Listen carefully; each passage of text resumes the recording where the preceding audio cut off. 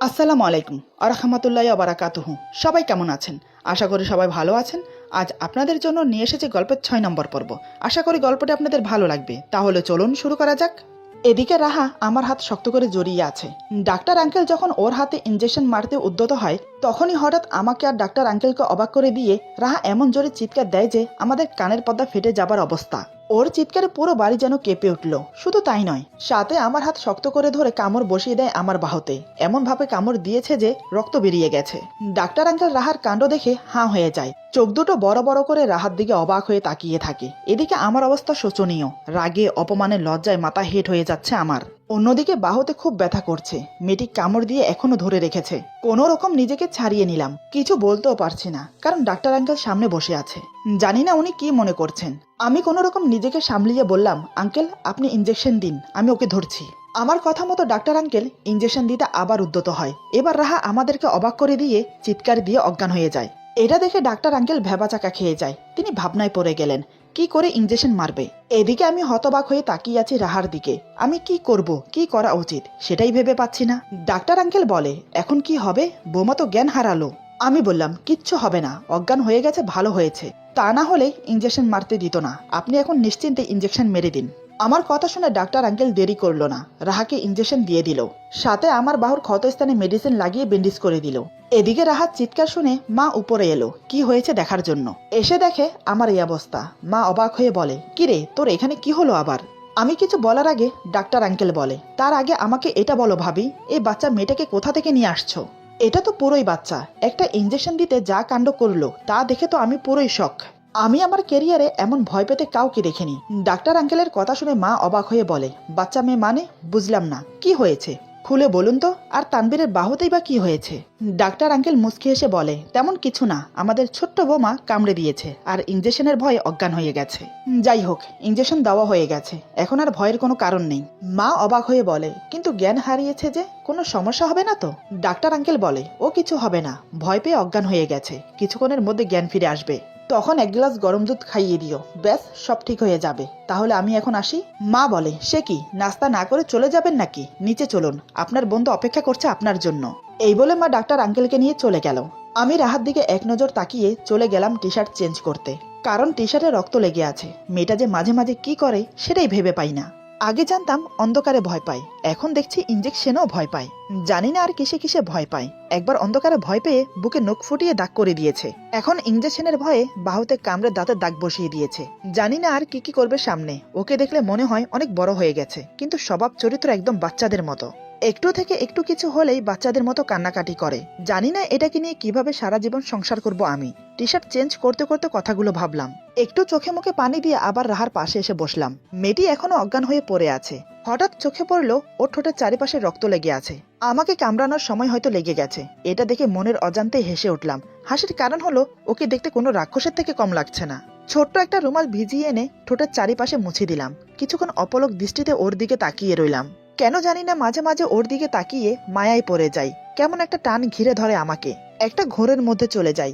আবার যখন স্বাভাবিকে ফিরে আসি তখন ওকে মেনে নিতে দ্বিধাবোধ হয়। কেন এমন হয় সেটা নিজেও জানি না। আমি জানি আমার প্রতি অনেক অভিমান জমিয়ে রেখেছে ওর মনে, কারণ আমি ওকে মেনে নেইনি। তাই অজান্তায় আমি ওর মাথায় হাত বুলিয়ে দিচ্ছি। এভাবে প্রায় অনেকক্ষণ কেটে গেল। রাহা অজ্ঞান হয়ে পড়েছিল। সন্ধ্যার দিকে ওর জ্ঞান ফিরল। এতক্ষণ জ্ঞান না ফেরাতে মা, বাবা, আমি তিনজনে খুব টেনশনে ছিলাম। দাদু তো কয়েকবার এসে দেখে গেল। ওর জ্ঞান ফেরাতে আমরা যেন একটা স্বস্তির নিঃশ্বাস ফেললাম। মা রাহার জন্য এক গ্লাস গরম দুধ নিয়ে এলো। মায়ের হাতে দুধের গ্লাস দেখে আবার শুরু হয়ে গেল রাহা। সে বলে, আমি দুধ খাবো না। আমি চোখ রাঙিয়ে বললাম, কোনো কথা না বলে চুপচাপ খেয়ে নাও দুধ। তাতেই কাজ হলো, চুপচাপ দুধ খেয়ে নিল। রাহা এখনো আমার বাহুর ব্যান্ডেজ দেখেনি, এমনকি ওর মনেও নেই সে যে আমাকে কামড়ে দিয়েছে। সবাই কিছুক্ষণ ওর পাশে বসে একে একে বেরিয়ে গেল। সামান্য একটা তারকাটা ফুটেছে পায়ে, সিম্পল একটা ইনজেকশন মারবে যাতে পায়ে কোনো ইনফেকশন না হয়। সামান্য এই ব্যাপার নিয়ে এত বড় কাণ্ড করলো যেন মনে হচ্ছে বড় কোনো দুর্ঘটনা ঘটেছে। বিকেল থেকে এই পর্যন্ত একটা প্যারার মধ্যে গিয়েছি আমি। এতক্ষণ মা, বাবা, দাদুর জন্য কিছু বলতে পারছিলাম না ওকে। এবার যখন সবাই চলে গেল সুযোগ পেয়ে গেলাম। আমি ওর পাশে গিয়ে বসলাম। আমাকে ওর পাশে বসতে দেখে রাহা গুটিসুটি মেরে বসে। আমি বললাম, এবার বলো, তখন ডাক্তার আঙ্কেলের সামনে এমন করলে কেন? এমন জোরে কেউ চিৎকার দেয়? তোমার চিৎকারে কানের পর্দা ফেটে যাওয়ার উপক্রম হয়েছিল। চিৎকার দিয়েছ ভয়ে, এটা না হয় মানলাম, কিন্তু তারপরে কি করেছো মনে আছে? রাহা চুপচাপ মাথা নিচু করে বসে আছে, কোনো কথা বলছে না। আমি বললাম, আবার চিৎকার দিয়ে আমাকে কামড়ে দিয়েছো, কামড়িয়ে একদম রক্ত বের করে ফেলেছো, শুধু তাই নয় আবার অজ্ঞানও হয়ে গেছো। আচ্ছা একটা কথা বলো তো, তুমি কি ছোট বাচ্চা? সিম্পল একটা ইঞ্জেকশন নিয়ে এত কাণ্ড করলে? ডাক্তার আঙ্কেল কি মনে করেছে বলো তো? তোমার এসবের কারণে লজ্জায় আমার মাথা হেট হয়ে গিয়েছিল, রাগও উঠেছিল প্রচুর। তখন ইচ্ছে করছিল কষে একটা থাপ্পড় মারি তোমাকে, শুধু ডাক্তার আঙ্কেল ছিল বলে কিছু করতে পারিনি। আমার কথা শুনতে শুনতে রাহার চোখে পানি চলে এলো, সে কান্না করছে। রাহা কান্না জড়িত গলায় বলে, সরি। আমি বললাম, এই তোমার নেকা কান্না বন্ধ করো তো, কিছু বলতে পারি না, অমনি কান্না শুরু করে দাও, যত্ত সব। এই বলে আমি উঠে বারান্দায় চলে গেলাম। এভাবে দেখতে দেখতে রাতের খাবারের সময় হয়ে গেল। রাতে খাওয়া দাওয়া করে এসে শুয়ে পড়লাম। রাহা আমার অপর পাশে শুয়ে আছে, মাঝখানে বালিশ দেওয়া। আমি কোনো কথা না বলে ঘুমানোর চেষ্টা করলাম, কারণ সকালে আমাকে অফিসে যেতে হবে তাই। একসময় ঘুমিয়ে পড়লাম। এদিকে রাহা ঘুমায়নি, সে আমার ঘুমানোর জন্য অপেক্ষা করছে। আমার চোখে ঘুম নেমে আসতেই সে উঠে আসে আমার পাশে। আসলে সে আমার হাতের ক্ষতটা দেখতে চাইছে, টি শার্ট পরে থাকার কারণে দেখতে পারেনি, আর আমিও দেখাইনি। দেখার জন্য আমাকে বলবে, সেটা সে সাহস করে উঠতে পারেনি। তাই সে ভেবে নেয় আমি ঘুমিয়ে গেলে চুপি চুপি দেখবে। প্রথমে সে আমার পাশে বসে আমার মাথায় হাত বুলিয়ে দেয়, আমার দিকে মায়া ভরা দৃষ্টি নিয়ে তাকিয়ে থাকে অনেকক্ষণ ধরে। রুমে লাইট না জ্বললেও ডিম লাইট জ্বলছে, তার আলোতে সে আমাকে মন ভরে দেখছে। তারপরে সে ধীরে ধীরে টি শার্টের হাতা উপরে তুলতেই ক্ষত স্থানে ব্যান্ডেজ দেখতে পায়। এটা দেখে ওর খুব খারাপ লাগে, বারবার না চাইতেও আমাকে আঘাত দিয়ে ফেলে। কেন যে এমন হয় সেটা সে নিজেও জানে না। ক্ষত স্থানে হাত বুলাতে বুলাতে রাহা কান্না করে দেয়। আমি তখন ঘুমে মগ্ন, তাই তার কান্নার শব্দ আমার কানে পৌঁছালেও আমি বুঝতে পারছি না। কিন্তু হঠাৎ করে যখন ওর চোখের পানি আমার ঘাড়ে ও গলায় পড়ে, তখন আমার ঘুম ভেঙে যায়। ঘুম ভাঙতেই রাহাকে আমার ক্ষত স্থানে হাত বুলিয়ে কান্না করতে দেখে কেমন যেন কষ্ট হচ্ছে আমার। খুব খারাপ লাগছে, মেয়েটা তো ইচ্ছে করে করেনি, ভুলবশত হয়ে গেছে। কিন্তু আমি সেটা না বুঝে কতগুলো কথা শোনালাম, এমনটা করা একদম উচিত হয়নি। আমি না চাইতেও ওর মাথায় হাত বুলিয়ে বললাম, এই তুমি কান্না করছো কেন? আমার ঘুম ভেঙে গিয়েছে দেখে এবং আমাকে কথা বলতে দেখে রাহা আতকে উঠে সরে যায়। আসলে ও ভাবতে পারেনি আমি জেগে যাব। এবার আমি উঠে বসলাম, পাশে থাকা ল্যাম্পলাইট জ্বালিয়ে দিলাম। রাহা আমার ভয়ে চোখের পানি মুছে চুপচাপ বসে আছে। বুঝতে পারলাম সে ভয় পাচ্ছে, কিন্তু কেন? আমি তো ভয় পাওয়ার মতো কিছু করিনি বা বলিনি। তাহলে আমি বললাম, রাহা তুমি এত রাতে এখানে কি করছো, আর কান্না করছো কেন? কি হয়েছে? আমার কথা শুনে রাহা বলে, কই কিছু না তো। এই বলে উঠে যেতে চাইলে আমি ওর হাত ধরে আবার বসিয়ে দেই। রাহা চুপচাপ বসে পড়ে মাথা নিচু করে আছে। আমি বললাম, রাহা আমার দিকে তাকাও। রাহা আমার দিকে না তাকিয়ে চুপচাপ মাথা নিচু করে বসে আছে। আমি বললাম, কি হলো, আমার দিকে তাকাও। আমার কথা শুনে সে এবার অশ্রুভেজা নয়ন নিয়ে আমার দিকে তাকালো। আমি ওর চোখে চোখ রেখে বললাম, কি হয়েছে? এত রাতে তুমি এখানে বসে কান্না করছো কেন? আমার ব্যবহারে তুমি কষ্ট পেয়েছো তাই না? আসলে আমার উচিত হয়নি তোমাকে এমন করে কথাগুলো বলার। আমার খারাপ ব্যবহারের জন্য সরি। প্লিজ কান্না বন্ধ করো। আমার কথা শুনে কান্না বন্ধ করার বদলে আরো জোরে কান্না করে দিল। আমার বুকে মাথা ঠেকিয়ে আমার টি শার্ট খামচে ধরে কান্না করছে। এমনিতে ওর কান্না আমার সহ হয় না, তার উপর আমার বুকে মাথা রেখে কান্না করছে। এমনও তো অবস্থায় কি করে নিজেকে ধরে রাখি। আমি ওর মাথাটা বুকের সাথে শক্ত করে ধরে বললাম, এই রাহা, সরি বললাম তো, আমার ভুল হয়েছে, আমাকে ক্ষমা করে দাও। দেখো এভাবে কান্না করো না, তোমার কান্না দেখতে আমার ভালো লাগে না। রাহা আমার বুকে মাথা রেখেই কান্না করতে করতে বলে, আমাকে ক্ষমা করে দিন, আমি ইচ্ছে করে কিচ্ছু করিনি, ভুলবশত হয়ে গেছে, সরি, ক্ষমা করে দিন আমাকে।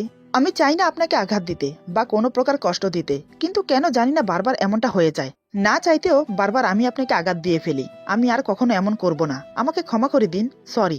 সরি বলতে বলতে উত্তেজিত হয়ে পড়ে রাহা। ওকে আবার উত্তেজিত হতে দেখে আমি ওর মাথায় হাত বুলিয়ে বললাম, রাহা রিল্যাক্স, শান্ত হয়ে যাও, কিছু হয়নি আর কিছু হবে না, আমি কিছু মনে করিনি। এভাবে বারবার সরি বলো না, তুমি শান্ত হও, দেখবে সব ঠিক হয়ে যাবে। ওকে বুকে রেখে মাথায় হাত বুলিয়ে সান্ত্বনা দিতে লাগলাম। প্রায় বেশ কিছুক্ষণ পর ওর কান্না বন্ধ হলো। সে এখন আমার বুকে মাথা রেখে টি শার্ট খামচে ধরে চোখ বন্ধ করে আছে। কান্না করার ফলে হেঁচকি আসছে। আরো বেশ কিছুক্ষণ এভাবে থাকার পর আমি বললাম, রাহা ঠিক আছে তো তুমি? রাহা নিজেকে স্বাভাবিক করে আমাকে ছেড়ে দিল। রাহা বলে, সরি, কিছু মনে করবেন না, অজান্তেই আপনাকে জড়িয়ে ধরে ফেলেছি, আর আমি ঠিক আছি। আমার জন্য আপনার ঘুম ভেঙে গেল, তার জন্য সরি, আপনি ঘুমিয়ে পড়ুন। আমি বললাম, কোনো সমস্যা না, রাত অনেক হয়েছে, তুমিও ঘুমিয়ে পড়ো। রাহা কোনো কথা না বলে চুপচাপ গিয়ে শুয়ে পড়লো।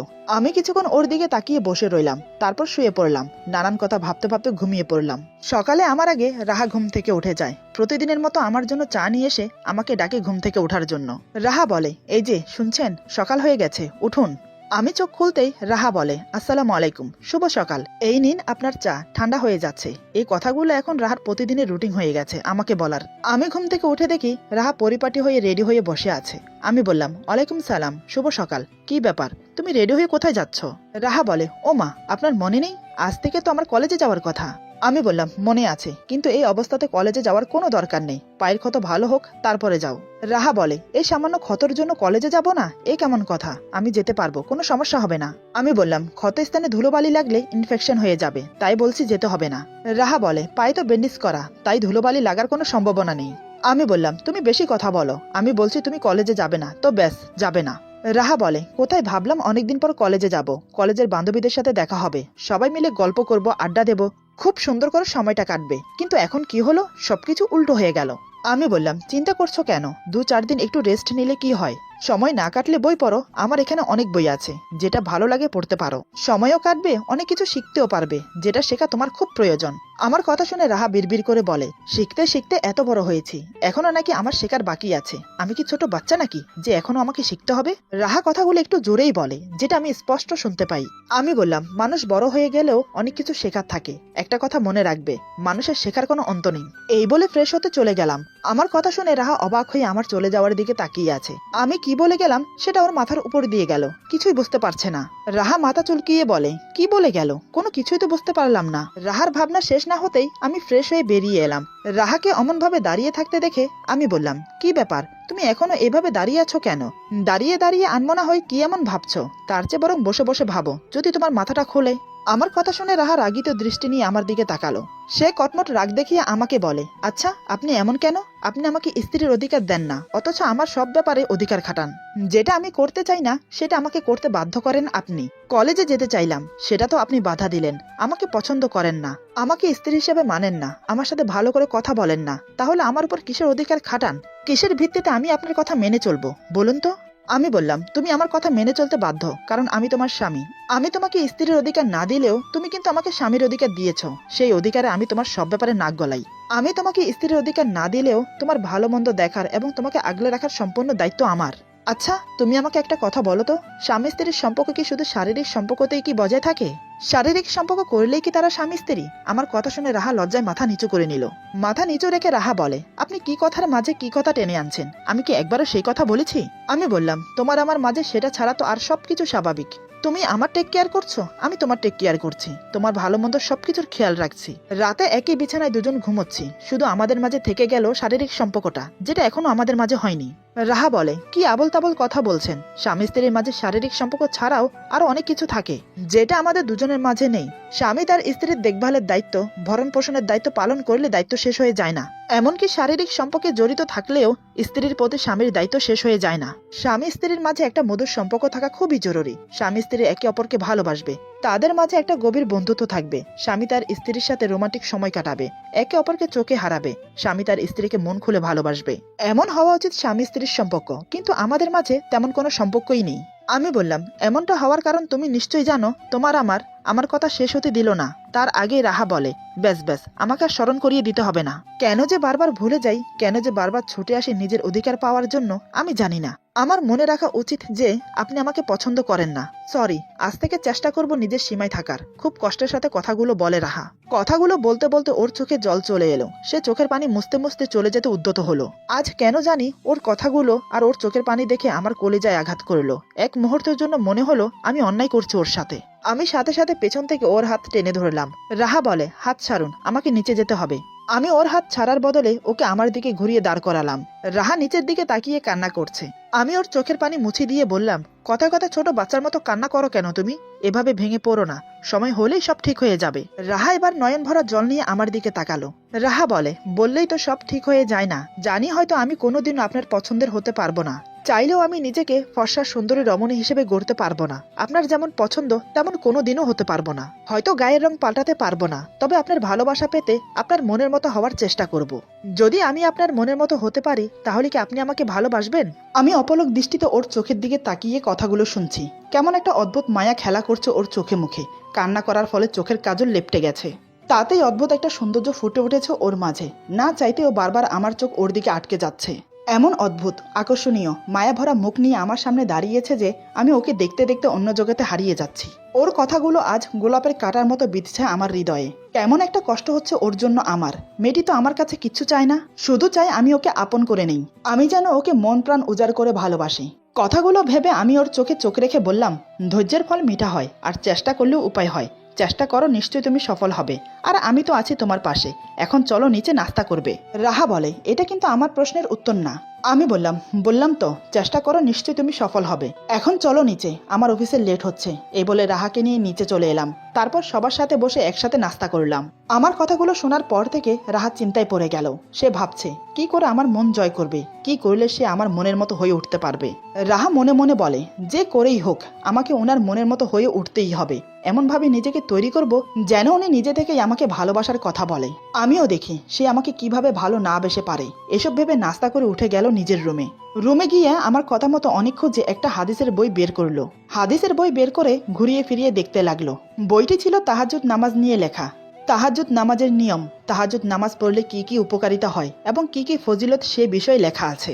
বইটা দেখে রাহার কৌতূহল হলো জানার। আসলে সে তাহাজ্জুদ নামাজের কথা শুনেছে, কিন্তু তার ফজিলতের কথা, কিভাবে পড়তে হয়, পড়লে কি কি ফজিলত আছে সেই ব্যাপারে কিছুই জানে না। তাই সে খাটে হেলান দিয়ে আরাম করে বসে বইটা মনোযোগ দিয়ে পড়তে লাগলো। প্রথম বইটা পড়তে অমনোযোগী হলেও পরে পরে মনোযোগ ও আগ্রহ বেড়ে গেল। একসময় বইটা পড়ে শেষ করে মনে মনে খুশি হতে লাগলো। একদিকে আবার ভাবনায় পড়ে গেল, কারণ তাহাজ্জুদ নামাজ রাত 12টার পর থেকে শুরু হয়। 2-2:30টার দিকে তাহাজ্জুদ নামাজ পড়লে সবচেয়ে বেশি ভালো, কারণ তখন মধ্যরাত। তাহাজ্জুদ নামাজ মধ্যরাতে পড়লেই সবচেয়ে উত্তম। রাহা মনে মনে বলে, এখন কি হবে? আমি তো খুব ঘুম কাতরে, রাত 2-2:30 বাজে উঠবো কি করে? কিন্তু আমাকে যে নামাজটা পড়তেই হবে। এই নামাজ নিয়মিত পড়লে আল্লাহ তাআলা বান্দার মনের বাসনা পূরণ করে। সে মনে মনে ডিসাইড করে নিল, আজ থেকে সে তাহাজ্জুদ নামাজ পড়বে। তার জন্য যদি তাকে রাত জাগতে হয় তাহলেও সে জাগবে। এইভাবে বই পড়ে মায়ের সাথে গল্প করে সারাদিন কাটালো। আমি অফিস থেকে ফিরলাম সন্ধ্যার দিকে। তখন রাহা মায়ের পাশে বসেছিল। আমাকে দেখার সাথে সাথে রুমে চলে গেল। এটা দেখে মা আমার দিকে তাকিয়ে মুচকি হাসে। জানি না মা কি মনে করে হাসছে, কিন্তু মায়ের মুখে হাসি দেখে আমার কেমন জানি লজ্জা লাগছিল। রাহা হঠাৎ আমাকে দেখে উপরে চলে গেল কেন সেটাই বুঝতে পারছি না। আমি মাকে সালাম দিয়ে কিছু না বলে চুপচাপ উপরে চলে গেলাম। রুমে এসে দেখি রাহা খাটে বসে আছে। আমাকে রুমে প্রবেশ করতে দেখে দাঁড়িয়ে আমাকে সালাম দিল। আমি সালামের উত্তর দিতে দিতে হাতের ঘড়ি খুলতে লাগলাম। আমি বললাম, কি ব্যাপার, তুমি হঠাৎ আমাকে দেখে এভাবে উপরে চলে এলে কেন? রাহা বলে, কই কিছু না তো, এমনি চলে এসেছি। আমি আর কিছু জিজ্ঞেস না করে ওয়াশরুমে চলে গেলাম ফ্রেশ হতে। কিছুক্ষণ পর ফ্রেশ হয়ে বেরিয়ে দেখি রাহা ঠিক আগের জায়গায় বসে আছে। আবার আমাকে দেখার সাথে সাথে উঠে দাঁড়ালো। ব্যাপার কি, আজ হঠাৎ এমন করছে কেন? আমাকে দেখার সাথে সাথে বসার থেকে উঠে দাঁড়াচ্ছে, ওর আবার কি হলো? হঠাৎ রাহা বলে, কফি খাবেন? কফির কথা শুনে আমি ভ্রু কুচকে ওর দিকে তাকালাম। কফি খাবো কিনা সেটা জিজ্ঞেস করার জন্য এমন করছে, নাকি মনে মনে অন্য কোনো অভিসন্ধি আছে? আমাকে অমন করে তাকিয়ে থাকতে দেখে রাহা বলে, কি হলো, আপনার জন্য কফি বানিয়ে নিয়ে আসবো? আমি বললাম, হ্যাঁ নিয়ে আসো। আমার কথা শুনে সে সোজা চলে গেল কফি আনতে। আজ ওর ব্যবহারে অন্যরকম কিছু ফিল করছি। ওকে দেখে মনে হচ্ছে আমার প্রতি ওর কোনো অভিমানই নেই। কেমন যেন একটা নিজেকে পরিবর্তন করে ফেলেছে। বুঝতে পারছি না কি থেকে কি হচ্ছে। আমি ভাবনায় ডুবে রইলাম রাহাকে নিয়ে। বেশ কিছুক্ষণ পর রাহা এলো 2 কাপ কফি নিয়ে। এসে দেখে আমি বারান্দায় দাঁড়িয়ে বাইরের দিকে তাকিয়ে আছি। রাহা কফি নিয়ে বারান্দায় চলে এলো। আমাকে 1 কাপ দিয়ে অন্য কাপ নিয়ে আমার পাশে দাঁড়ালো। রাহা কফি খেতে খেতে মনে মনে ভাবছে, তাহাজ্জুদ নামাজের কথা ওনাকে বলবো? আবার কি মনে হতেই মনে মনে বলে, না থাক, বললে আবার কি না কি মনে করে। আমি বললাম, কি ব্যাপার, কি এত ভাবছো, কিছু কি বলবে? রাহা বলে, না। আমিও আর কিছু না বলে চুপচাপ কফি খেতে লাগলাম। রাহা আমার পাশে দাঁড়িয়ে দাঁড়িয়ে কফি খাচ্ছে, কিন্তু কিছু বলছে না। একসময় এভাবে রাত হয়ে গেল। রাতের খাবার খেয়ে রুমে এলাম। আমি রুমে এসেছি অনেকক্ষণ হয়ে গেল, কিন্তু রাহা এখনো আসেনি। এতক্ষণ ধরে কি করছে মেয়েটা? নাকি মা বাবার সাথে বসে বসে গল্প করছে, কে জানে। কিন্তু আমার ঘুম পাচ্ছে, তাই আমি আমার মতো করে শুয়ে পড়লাম। একসময় ঘুমিয়ে পড়ি। রাহা কখন রুমে এসেছে বলতে পারি না। আসলে সে আমি ঘুমানোর জন্যই অপেক্ষা করছিল। সে মনে মনে ভেবে নিয়েছে আজ তাহাজ্জুদ নামাজ পড়বে। ঘুমিয়ে গেলে মাঝরাতে কখনোই উঠতে পারবে না, তাই জেগে থাকবে, এই ভেবে রুমে এসেছে দেরি করে। রুমে এসে যখন দেখলো আমি ঘুমিয়ে পড়েছি, তখন সে হাঁপ ছেড়ে বাঁচলো। ঘড়ির দিকে তাকিয়ে দেখলো এখনো অনেক সময়, একা একা বসে সময় কাটবে না, তাই সে একটা বই নিয়ে বসলো। প্রায় আধা ঘন্টা পর্যন্ত বইটা পড়লো, কিন্তু এখন আর পারছে না, কারণ ওর খুব ঘুম পাচ্ছে। তাই সে বইটা বন্ধ করে চোখে মুখে পানি দিয়ে পায়চারি করতে লাগলো। কিছুক্ষণ বই পড়ে কিছুক্ষণ পায়চারি করে সময় কাটালো। এখন রাত 2 বাজে। এখনই মুখ্যম সময় নামাজটা পড়ার। কাপড় চেঞ্জ করে নামাজের উজু করে এসে জায়নামাজে দাঁড়ালো। খুবই মনোযোগ দিয়ে নামাজ পড়তে শুরু করলো, কিন্তু বেশিক্ষণ টিকতে পারলো না। 2 রাকাত নামাজ পড়ে যখন আত্তাহিয়াতু পড়তে লাগলো, ঠিক তখনই চোখে অবিরাম ঘুম নেমে এলো। ঘুমের জন্য চোখ মেলতেই পারছে না। চোখ বন্ধ করে আত্তাহিয়াতু পড়তে পড়তে হঠাৎ মাথা ঠুকে গেল টি টেবিলের সাথে। তাতেই হলো বিপত্তি। টি টেবিলের সাথে ধাক্কা খাওয়াতে টি টেবিলের উপর থাকা পানি গ্লাসটা পড়ে গেল। সেই শব্দে আমার ঘুম ভেঙে গেল। আমি চট করে উঠে বসলাম কি হয়েছে দেখার জন্য। দেখে রাহা জায়নামাজে বসে ঝিমাচ্ছে। এটা দেখে বেশ অবাক হলাম। মনে জেগে উঠল নানান প্রশ্ন, কিন্তু এখন কিছু জিজ্ঞেস করা ঠিক হবে না। তাই আমি উঠে গিয়ে ওকে ধরে বিছানায় শুইয়ে দিতে গেলেই সে আমাকে জড়িয়ে ধরে ফেলে। আমিও টাল সামালতে না পারে ওকে নিয়ে বিছানায় শুয়ে পড়ি। রাহা তৎক্ষণাৎ আমার বুকে মুখ গুজে এক হাতে আমার টি শার্ট খামছে ধরে অন্য হাতে আমাকে জড়িয়ে ধরে। আমি আর পারলাম না নিজেকে ধরে রাখতে। এত কাছে ওকে পেয়ে মনকে আর বেঁধে রাখতে পারলাম না। আমি ওকে শক্ত করে জড়িয়ে ধরে বুকের সাথে, মাথায় হাত বুলিয়ে কপালে আলতো করে একটা চুমো এঁকে দিলাম। বন্ধ চোখের পাতায় চুমো খেলাম, ওর নাকে নাক ঘেঁষে দু গালে চুমো খেলাম। অদ্ভুত একটা শিহরণ খেলে গেল পুরো শরীর জুড়ে। ওর গোলাপি ঠোঁটে নিজের ঠোঁট মিশিয়ে দিতেই নিমেষে শরীরের রন্ধ্রে রন্ধ্রে অনুভূতি ছেয়ে গেল আমার। আমি ওর ঠোঁট আবদ্ধ করলাম আমার দু ঠোঁটের মাঝে। আজ আর ওকে নিজে থেকে আলাদা করলাম না, এভাবেই ঘুমিয়ে পড়ি ওকে নিয়ে।